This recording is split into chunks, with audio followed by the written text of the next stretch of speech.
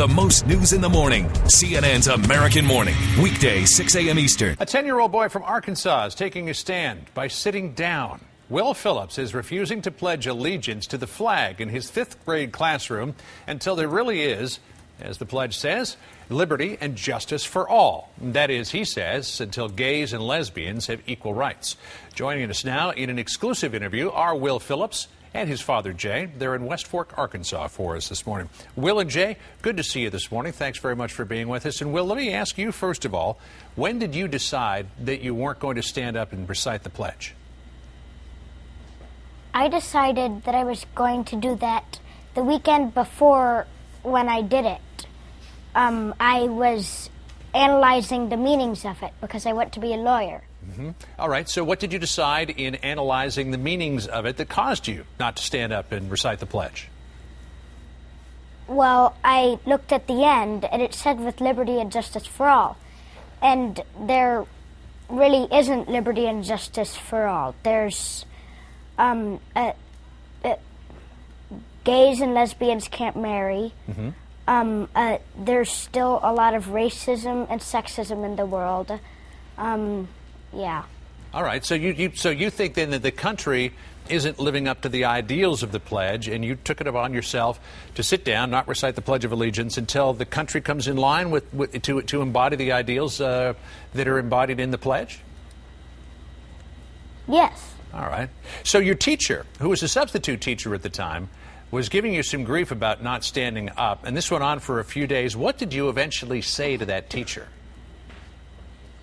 I eventually, very solemnly, with a little bit of malice in my voice, said, "Ma'am, with all due respect, you can go jump off a bridge." You said solemnly, with a little bit of malice in your voice, "Ma'am, you can go jump off a bridge." And we saw your dad, Jay, put his face in his hands just then. That obviously, Jay, earned him a trip to the principal's office, and you were contacted after that. What did you think when you heard what was going on there at school?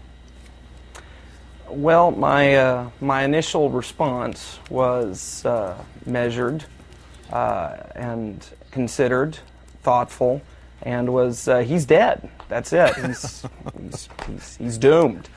However, when I got home and I talked to him, the more I heard from him, the more it became apparent that this wasn't a typical act of juvenile delinquency. This was a very atypical act of juvenile delinquency. He just made it clear that he sat for 4 days and took the brunt of the criticism, and reminded her that it was his First Amendment right, and that he didn't have to stand or say the pledge. And on the 4th day, he lost his temper. Right. Now, he did apologize in writing to the teacher, and we really, really want to emphasize that we have a wonderful school district, a wonderful town. This is a great community, and that the teacher, in our opinion, was just trying to handle what probably to her seemed like a student who was trying to give the fill-in teacher a hard time. Gotcha. All right, well, let's bring in Will here again. And Will, why is this issue so important to you that you would commit, as your dad said, this atypical act of juvenile delinquency? Because I have I've grown up with a lot of people, and I'm good friends with a lot of people that are gay, and I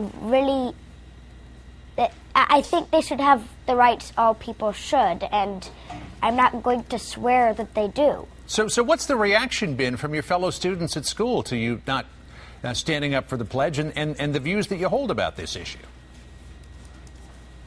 Not very good. They've taken from what I said an assumption that I'm gay, and in the halls and the cafeteria I've been repeatedly called a gaywad. A gaywad? What's a gaywad? I really don't know. It's a discriminatory name for homosexuals. Okay, all right. Well, Jay, were you prepared? This has obviously gone well beyond the school.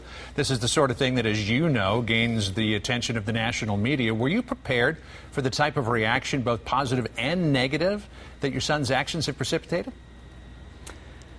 Well, actually, before we heard from anybody, my first thought was, oh my God, this is the type of thing you see on CNN.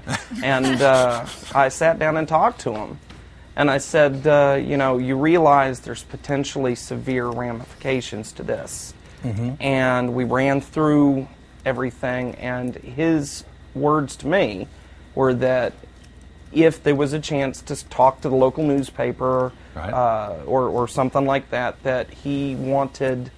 He saw it as an opportunity to raise awareness and for education, and he was very, very clear in that he felt that just because he's 10 years old doesn't mean he doesn't have opinions, doesn't mean he doesn't have rights, and doesn't mean that he can't make a difference. He does seem to have very strong opinions, we should say, and obviously they are very reasoned out. We should say that he is an extraordinarily bright child. He skipped the 4th grade, went right from the 3rd grade to the 5th grade.